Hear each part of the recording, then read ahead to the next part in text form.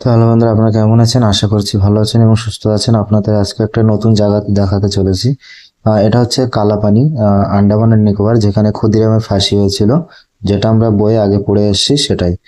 তো সেই জায়গাটা আজকে আমি আপনাদেরকে দেখাবো। এখানে কিভাবে কয়েদিদের নিয়ে মানে আহ এখানে করতো, অত্যাচার করতো, সেই আজকে সেই সবকিছু আপনাদেরকে দেখাতে চলেছি। ভিডিওটি স্কিপ করবেন না, পুরোপুরি দেখবেন।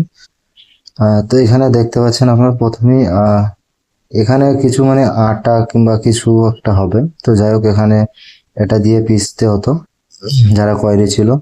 আর এখানে দেখেন, যারা আদিম যুগে মানুষদের নিয়ে এসে এখানে সেরুয়াল জেলে শাস্তি দেওয়া হতো, তাদেরকে কি কি কাজ করতে হতো। তো এখানে দেখেন, নারকেল ছিলতে হচ্ছে, মানে কিছু একটা ছুরি কিংবা দাও নিচে রেখে দিয়ে নারকেল ছিলতে হবে। আর পাশে হচ্ছে এটা আপনার তেল, মানে ওখান থেকে তেল বার করতো নারকেলের, মানে ওর মধ্যে নারকেল দিলে ওটা ঘোরালে তেল বার হতো। এই যে সামনে যেটা দেখতে পাচ্ছেন, এ কিভাবে শাস্তি দিত দেখেন ভাই। আহ আগেদের যে কালাপানি এখানে এবং এমন এরকম ভাবে শাস্তি দেওয়া হতো।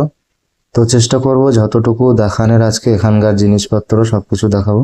আর এখান থেকে কয়েদিগুলো আগে এমন ভাবে বেঁধে রাখা হতো।